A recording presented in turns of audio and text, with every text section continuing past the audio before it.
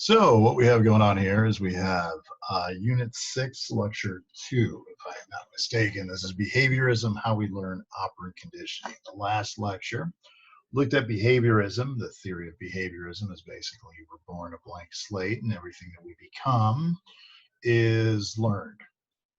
I could take anybody, make him anything. Everything that we become is based on rewards and punishments and whatnot. We then focused on classical conditioning before, and classical conditioning again is I'm not learning a new behavior. What I'm learning is a new stimulus for a behavior I already know how to do. I already know how to salivate. I already know how to be scared. I already know how to be excited. I already know how to be nervous. I already know how to sweat. It's going to be something else that causes it now. That was classical conditioning. But today we're going to take a look at operant conditioning. And operant conditioning is changing the way that we operate. This is learning new behavior, and it's based on rewards and punishments. So when we take a look at operant behavior, behavior learned through operant conditioning is complex or voluntary behaviors where there is some reward or punishment on the other end of it, which shapes my behavior. If I push a button, perform a complex task, whatever the case may be. If I put money in a vending machine, pull the lever, candy bar comes out, I know that's good behavior. I put money in there, I get a reward. So this is going to change the way that I operate on my environment or act on my environment because consequences are produced, whether they're pleasurable consequences, which is going to encourage the behavior, or they're punishing consequences, which is going to avoid the behavior, discourage the behavior would be the word. So this is done by trial and error to see what works. We try things, and when we get rewarded, it works. When we get punished, we don't do those particular things. So we have a new skill that's developed, learned behavior. Now, what we talked about before in the last lecture was respondent behavior. It's our response where occurs as an automatic response to a stimulus. So the stimulus is sort of there to, we already know how to do the response. It's just we're going to change the stimulus that causes the response. So again, this is going to focus on operant conditioning. So how do the two differ? Again, both of them are based on the results. Operant conditioning, voluntary behavior in reaction to consequences. If I do this behavior, I get a reward, whether it's a positive or negative reinforcement, or I get a punishment. Classical conditioning, again, is how do I make that unconditioned stimulus, switch it with a conditioned stimulus, which keeps my reaction the same. You know, again, when the dog is given the food, he doesn't have to think, I need to start salivating. It's automatic. When you have someone that you love walk into the room, your heart starts to beat. You don't have to go, hey, heart, start beating. It's going to start to beat now towards that person. I mean, your heart's always beating faster, but now it's going towards that particular stimulus.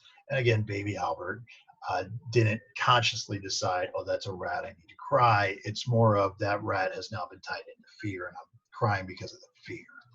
So when it comes to operant conditioning, this is a type of learning in which behavior is strengthened if followed by reinforcement, or diminished if followed by punishment. So everything I'm rewarded for, I'm going to do more of that. Everything that I'm punished for, I'm going to do less of that, according to operant conditioning. The gentleman who put pen to paper and sort of figured it out for the first time was a gentleman by the name of Edward Thorndike in 1898. Here's what he did. Took a little kitty cat, put a kitty cat in a little puzzle box. This is your puzzle box right here. And then what he does is once it's in there, he's got to have the cat kind of hungry, and he puts a little dish of food out here. Well, now that the kitty cat has become hungry, it wants the food, so it starts to scrape at the window and everything else, and that's not working. Goes around, it hits parts of the wall. That's not working. So he's doing sort of trial and error to figure out a way to get out of the box so he can get to his food. And then as he's trying all these different things, he suddenly pushes this lever and sees that this rope moves a little bit. Push it a little bit more, rope moves a little bit more, push it a lot more, and then the rope suddenly makes a little sound here, lifts, falls down. Kitty cat can go out and get his food. Now, there's no deep mental activity, simply a stimulus and a response, and we're trying to figure out how to do this. And then the thought process here is the next time you put the kitty cat in the box, assuming that it's still hungry and it wants its food, it won't take as long. That's what it basically says. You would hope that it wouldn't take as long. And this is what is known as the law of effect. Thorndike's basic principle is this, and this is one of the easiest definitions you'll ever write down. Thorndike basically said behaviors followed by favorable consequences we're more likely to do. Behaviors followed by unfavorable consequences we are less likely to do. Thank you, Thorndike, for putting that all together for us. So again, early trials, how long it takes him to get out of it. Once he learns how to do it, then each time it's not going to take as long. I've already figured I push the lever, I get out of the box. Why would I hit the wall again? I already know what works. So again, that becomes operant conditioning. Now again, suffice it to know that operant conditioning can also get us into bad habits and also can lead to anxiety, because every time I do this, I expect this particular result, and that can also get combined with classical conditioning as well. B.F. Skinner takes this a little bit further, and when we think of operant conditioning, this is the gentleman we should be thinking of, is Skinner. Leading behaviorists elaborated on Thorndike's law of effect. He also rejected any Freudian idea of introspection, of an id and an ego and a superego while battling. He basically said all behavior is based on consequences. So he developed behavioral technology in order to better study this through science. And what he's probably most famous for is this little guy over here, which is what is called the Skinner box. He figured the easiest way to get animals to learn is you remove as many distractions as possible. For example, if I want to teach this rat to hit this lever every time the light goes on, I don't need other things around that are distracting to him. Here I'm going to try to show you a little video of this Skinner box in action right here. Put the volume down here. And hopefully this video will pop up here in a sec. There we go. So again, you see the little rat inside here, no things around here to distract him. He wants the food, hits the lever, gets the food, light is on, hit lever, get food. No distraction, no other rats, no music playing, everything else. And this is Skinner's idea that basically the fewer distractions you have, the more focused your learning can become, the quicker you're going to learn how to do stuff. This is the infamous Skinner box. Now, Skinner takes us a little bit further when he does studies with animals like pigeons. Because the trick with Skinner's box and how it's different from, let me go back to this, and how it is different from classical conditioning is that classical conditioning, I hear the bell, it causes me to salivate, I already know how to do that. But here I'm pulling the lever, I'm getting food. This pulling of the lever is new learning. I didn't know how to pull this lever before, or I didn't know how to pull this lever for this particular food. So this is the objection to interstates. It's not only that they do not exist, but that they are not relevant in a functional analysis. Now, again, a lot of people don't go all in on Skinner in the same way that they don't go all in on Freud. It's this idea that there's got to be a combination. But Skinner believed that the idea of behaviorism is to eliminate coercion, to apply controls by changing the environment. I control my environment. I have free will, according to Skinner. So again, this idea of this Skinner box where the little rat is limited to this little lever right there and pushing it and getting food, he doesn't become distracted to other things. Rats are used, pigeons are used a lot with this as well. Now, the trick is they're always rewarded through food. The trick with rewarding animals through food is they've always got to be hungry. And this is where Skinner gets a little bit cruel, where he kept his rats and his pigeons to about 2/3 of their actual body weight. And by keeping them at 2/3 of their actual body weight, they would become more motivated to do these particular things. Again, if you're starving and I say, hey, if you go do this little activity for me, I'll give you a donut, you're going to go do that activity. But if you're not hungry, you just ate 22 donuts, and I said, hey, go do this activity for me, and I'll give you a donut. You're like, yeah, you can take that donut and show it. Don't say that. But you're not going to be as enthusiastic to do that. And again, they can learn a lot of things when they do this. I want to show you an example here of a pigeon doing particular learning. Here, a pigeon knows how to read. If this opens up all the way for me, here we go. So we've got a little pigeon. Right here, he sees the word churn, and he spins around. So again, the word that he sees is churn, or peck, he pecks it, gets his food. Then he sees the word churn, and he starts to spin around, and he gets his food. Sees the word churn again, spins around, gets his reward. Switch it to the word peck, and he pecks at it and gets his food. So this pigeon has distinguished the difference between a peck and getting his food, and spinning and churning and getting food. Now, can he actually read if I put a book in front of him? No. It's the stimulus of these particular shapes like that is going to get that particular activity. That all occurs in this little tiny box is how he gets the learning done, and it's done through shaping, which we'll talk about here in a second. But in order to do that and do it through rewards and everything else, you can see here that this pigeon that they're talking about in this particular slide is actually able to correctly spot breast tumors when given a little bit of a slide here of tissue. He can see little tumors within the breast because he's become trained to look specifically for that, and the way his color connection goes and everything else, they're pretty applicable at that. Some animals, again, dogs, canine units for sniffing drugs, landmines, people, whatever, they're designed to do this because they get rewarded for that particular behavior. Now, when you're training animals, or humans for that matter, there is the biological predisposition that you have to take into account as well. Animals can most eagerly learn behaviors that draw on what their bodies naturally do. It's easy for me, for example, go back here, to train a pigeon to peck at these particular tumors than to lift up its talon and claw at it, because that's not how they naturally sort of do things, or open up its wing and point at it, because they're not biologically predisposed to do that. To get a squirrel to ride little water skis here, to have them stand up and grip hold of something, that's not stretching too outside of his comfort level. So what we're doing is we're trying to draw on their instincts. Again, you can more easily teach a pigeon to flap its wings to avoid a shock and peck to obtain food, because that's what they naturally do.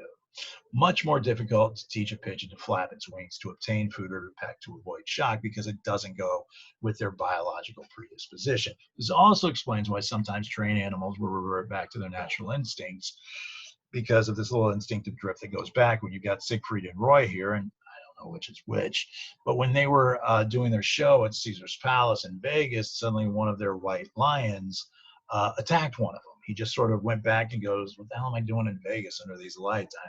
This isn't who I am. And he went back to what he naturally sort of was.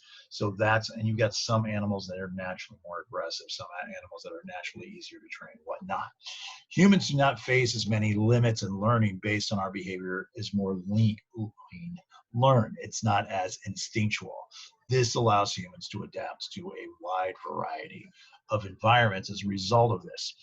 So in order to get this learning done, we have to be reinforced to do a particular behavior. So reinforcement is any sort of event that strengthens the behavior that follows it. Now, a primary reinforcer is something that I have to have, something I need to have, something that's necessary in my life.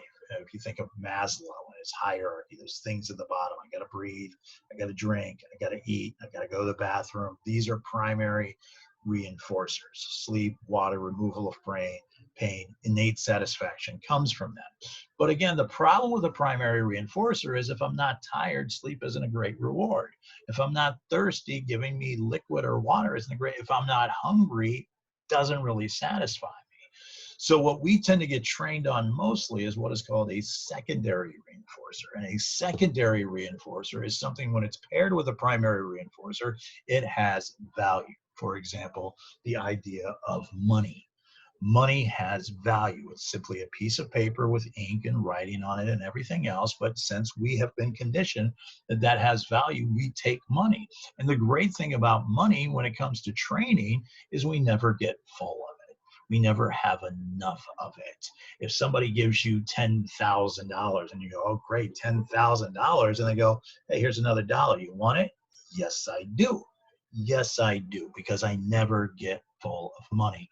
Praise, prestige, good job, good to see you, nice of you to be around. You know, we never get enough praise. We never get enough love. We never get enough hugs. So these can be great secondary reinforcer. The money is a secondary reinforcer because of the money I can use later on to buy food, to buy shelter, to go to sleep, or whatever else. So this can help me get what I want. I'm never going to get full of it. It's why you're so addicted to the internet. You know, the attention. I never get full of attention. I never get full of my praise, my likes, my other whatever, other people telling me nice job and whatnot. That reinforcement is a very, very powerful thing to us. Now, what's interesting about this is as humans, we tend to go with this secondary reinforcer because we're advanced and whatnot, but other animals can pick it up too. They had a bunch of German, I think it was in Germany back in 36, so this might have been a Nazi thing, where these chimpanzees were being taught to do all these different things, and they were being given peanuts and bananas to do it. But the problem is once the monkeys became full of the peanuts and the bananas, they want to do the activity anymore. So then what they taught the monkeys to do was use a vending machine. Here's some tokens. Take these tokens, put the tokens in the vending machine, and you can get what you want to get when you want to get it. And then the monkeys started to learn, oh, so I should do as many things as I can and get as many tokens as I can, because that way I can get the food or the beverage or whatever when I want to get it. What's interesting about this little study is not only did it show that monkeys have enough gray matter in order to do this, but then there were certain monkeys that said, you know what, I don't want to do those tricks. I'm going to watch the other monkeys do the tricks. I'm going to watch where the other monkeys hide their tokens. And guess what they did? They stole their tokens, then used the vending machine. So you had a nice little crime wave that went on as well. Now, when it comes to positive reinforcement, and this is where it's going to sound a little bit tricky because this is going to go against something you've learned all your life. A positive reinforcer is something that is added as a result of a desired action. Trick or treat, here is candy. Candy is added to my life. That is a positive reinforcement. You go to work, you get a paycheck, you get money. That is a positive reinforcement. You do your work, you take your notes, you get good grades. Positive reinforcement. You go to Chuck E. Cheese, play the game, get a bunch of tickets, positive reinforcement. So anything that is given to you, added to your life, is a positive reinforcement. Now, again, just like with classical conditioning, if I don't give the reward anymore, it's very likely that the behavior will stop. Okay, extinction happens when you don't give the reward anymore, which can also lead to aggression. Where's my food? Where's my treat? Where's the nice thing that you promised me? So again, if I'm not getting the reward, eventually the positive behavior is going to stop. And we'll get into that when we talk about rewards and training. Now, here's where it gets a little bit tricky. Well, James Old with the rat experiment, we talked about that with positive reinforcement, where a lot of people would go, yeah, but he's pressing the lever to get this pleasurable thing. Isn't that classical conditioning? It's not. Classical conditioning is the idea of that sort of that stimulus causes that action, but to go to a particular thing is operant conditioning. I'll give you a perfect example. When I go to the freezer to get ice into my cup, my dog Stevie runs up to the freezer. Now, her running up to the freezer, even though I jokingly refer to it as Pavlovian, that's wrong. When she runs up to the freezer, that's operant conditioning because she's going, oh, I hear that sound and I get a reward. Now, if she starts to salivate while waiting for the reward, that would be classical conditioning. So operant and classical conditioning can both happen at the same time. Now, a negative reinforcement, and again, as this is something that's going to cause behavior, is when something is taken away as a result of a desired action. All right. When you don't have absences and you score an 80 or above, you do not have to take your final exam. That is a negative reinforcement. It's something I want, but it's something that I'm being relieved of. If you take an aspirin, you no longer have a headache. You're being relieved of the pain. You fan yourself to escape the heat. I'm relieved of the heat. You put on your seatbelt because you don't want the ding, ding, ding, ding, ding, ding. I want to escape that. That is the escape of that particular sound. You put on an umbrella to relieve, to escape the rain, smoking to relieve anxiety. This is all negative reinforcement. So again, a reinforcer is anything that I want. Positive, give me a paycheck, adding it to my life. Negative, take away the headache. I'm taking something away from my life. So again, where we get really confused is we go, oh, you got yelled at by your parents, it's negative reinforcement. No, that's a punishment. That's a punishment. A reinforcement is something that encourages you to do a particular behavior, whether it's adding to your life, here's a paycheck, here's praise, here's love, or it's taking something away that you want taken away. You don't have to take your final exam. You don't have to do your homework. I'm going to cancel the quiz. All things I want, but it's a reward. Taking it away is a reward. Taking the responsibility away in of itself is a reward. That's negative reinforcement. Some other examples there if you'd like to pause and take a look. Now, when it comes to shaping, shaping is where you sort of, you got to sort of take things step by step by step by step. You need to be consistent. Where you guys at the beginning of the semester, some of you guys just came in and listened to the whatever and took the test and realized, oh, wow, I did bad on the test. So the next time you started to take some notes and you go, oh, I take notes, I do better on the test. So the next time you took more notes and you studied. And this is shaping your behavior towards the goal that you're trying to get. We make a big mistake a lot of times with animals. You get the brand new little dog and you take him to the park and you throw a frisbee and you're like, why isn't the doggy chasing the frisbee? Is because you've never shaped him to do that. If we go back to what I looked at or what I showed you with the pigeon, let's see if I can pull that guy up again. All right, we go over here to the pigeon. This pigeon had to have been shaped before he did these particular things. You know, he pecks and he gets that. That's pretty natural. You reward him when he pecks up here. Then he continues to peck around here. You don't reward him as much. You only reward him when he pecks around here. And then you sort of stop that, and then you simply reward him when he does this. Okay, then you show the word. When you show the word turn and he pecks it, you don't give him any reward. So he's like, well, what do you want from me? And then he starts to look around. He starts to twist a little bit, and you give him a reward. You go, oh, then so you want to twist a little bit more, twist a little bit more, twist a little bit more, and all the way around, and you give him a big reward. And this is shaping behavior. You know, sometimes we never take the time to do that. I remember with my boys, I told them to go clean their room. They didn't know how to clean their room. Nobody had shaped their behavior to teach them how to clean a room. So you got to start little by little by little by little. If you're training a dog to catch a frisbee, for example, you just go to the park and you throw the frisbee, that's no good. You got to start, you know, use the frisbee as a food dish, and then use the frisbee and roll it around a little bit, and then so a little up in the air, and then a little bit further, a little bit further, a little bit further. You know, if I want to teach a kid to hit a baseball, I don't just have Nolan Ryan whip a fastball at his head. I gotta start on a tee. You know, let's have some success, and let's take it off the tee and go underhand. Okay, now let's go overhand. Now let's go a little bit faster, and eventually you're going to shape the behavior that you're trying to get. That's all about a reinforcement. The other side of reinforcement is something called a punishment. And punishment is an adverse event that decreases the behavior. This is very powerful for unwanted behavior. Now, again, reinforcer increases the behavior. Punishment is there to decrease the behavior. Two types of punishment. A positive punishment, whereas something is added to your life that you do not want added to your life. You are hit. And you are yelled at, you get extra chores, you have to run laps, whatever. That's a positive punishment. You're adding something to the equation. A negative punishment is taking something away. You're grounded from your phone. My old dogs here, Skippy and Elvis, when they were bad, they went into puppetory here. Their freedom to run around the house was taken away. Freedom to do what you want is taken away. That's a negative punishment. Okay, so again, it's not our idea of do I like it, do I not like it. All punishment we don't like. All reinforcements we do like. All reinforcements we do like, whether it's something added that we like or something taken away that I wanted taken away. Here's all stuff that's either added that I didn't want or it's taken away that I didn't want. So that's positive and negative punishment. The problem that a lot of people have is they use punishment for learning. Well, there's a lot of tricks with using punishment. If all you do is punishment for learning, we've got a lot of problems with that. First off, it doesn't necessarily guide you towards desired behavior.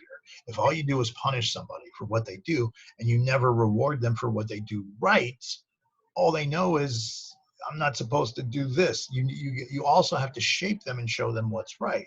You know, if the dog pees in the house and you go, bad dog, and beat the dog and everything else, maybe that'll stop the dog peeing in the house, but the lesson you taught the dog is I'm not allowed to pee. not allowed to urinate. So now they got to hide it or do whatever, or just not do it here. And, that's why you got to go out with the dog and you got to wait in the rain and they got to squat and pee and you got to reward them at that time. You have to reward them for positive behavior as well.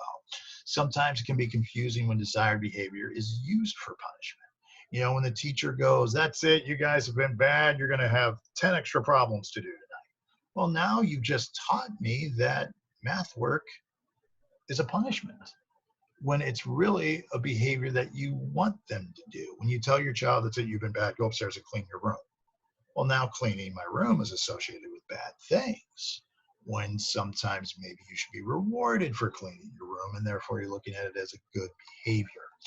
Sometimes punished behavior is not forgotten, it's only suppressed. When the child's mouth is washed out with soap, they don't learn to not curse, they just learn don't curse in front of your parents. Because the parents never sit and go, well, here's why you don't say those words and everything else. It's just they're punishing you for the words. Sometimes it causes increased aggression because it shows that aggression is effective. If I yell at my child to get my child to stop their particular behavior, my child's going, you know what, yelling at me, stop me from doing, I'm going to yell at other people. When the parent hits the child, punishes the child that way, I'm now teaching my child, how do I get other people to do what I want them to do? Beat the hell out of them. They don't do it. So you're kind of encouraging bully in a might makes right sort of thing. So again, punishment can actually cause increased aggression.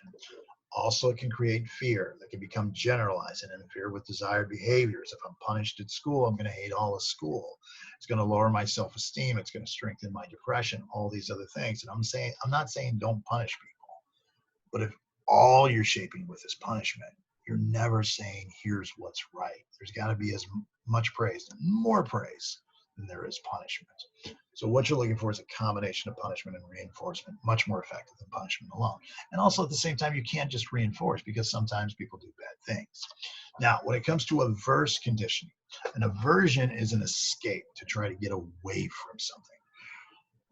So what you're trying to do is you don't want a particular thing, so I'm trying to escape. For example, the dog right here gets shocked on the floor, so he jumps away from the floor because that hurts. I want to escape. But avoidance, aversion, is to get away from the situation before the situation becomes bad. If there's a loud, siren, and then the floor starts to light up, I'm going to learn to jump when I hear the siren, because I want to avoid the pain that comes with this. If your parents are very angry at you and you don't want to deal with them when they get home, and you just you hear the garage door and you guys scatter like cockroaches because you want to get out of there before the situation goes bad. When you see someone's in a bad mood, I don't want to talk to them, I want to avoid that person.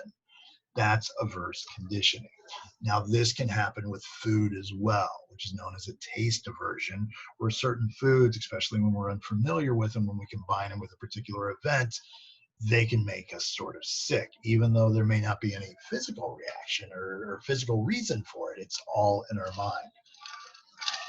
For example, if you ate a hot dog and you went on a roller coaster and you started to puke, you now have a taste aversion to a hot dog. But that's just one little event. Usually it's something new. For example, if you go out with a bunch of friends and your friend said, hey, let's try something new with this meal. Let's have some snails. Let's try some escargots. You go, I'll try some snails, a little rubbery, a little salty. And then you have your steak and your salad and your baked potato, whatever else, your iced tea. You go to a concert, have whatever at the concert, enjoy it, go home, and then it's only 2:30 in the morning. You're feeling very sick.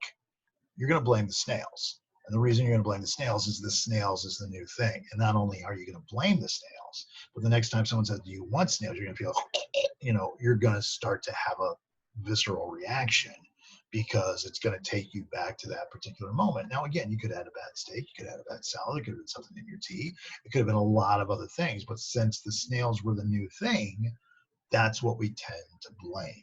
We tend to blame the new thing. And Garcia and Colling did an experiment with this with rats, where rats were put in an environment that when they touched a drinking tube, sweet water was delivered and a light and buzzer turned on. This was conditioned stimulus. So every time I get the sweet water, which is enjoyable, unconditioned stimulus, unconditioned response. Sweet water is naturally going to be enjoyable. But now I'm going to add the light and the buzzer, which will become a conditioned stimulus. Group one was they got the little light and the buzzard and the sweet water. But what was happening to them while they drank the sweet water is they also got x-rays. And of course, these x-rays they're unaware of. And the x-rays caused them to be nauseous, which is the unconditioned response, while the light and the buzzard conditioned stimulus were going off. Whereas group 2 was given an electric shock when drinking the sweetened water. So every time they drank the sweetened water, they got an electric shock. They knew it was an electric shock. They knew it was because of this. So they could associate that with that. Now, as a result, these guys here, they avoided the sweet water. They built a taste aversion to the sweet water because they felt it was the sweet water that was causing them to be nauseous because the x-rays they couldn't see. Yet these guys over here thought it was the light and the buzzard. So they avoided the light and the buzzard because they thought that's what was causing them to get sick. And they continued to drink the sweet water. They did not have the taste aversion. So again, a lot of times the aversion that we have to food, some of it's physical or just DNA doesn't match up with something, but sometimes, most times, it's in our head. It's completely in our head.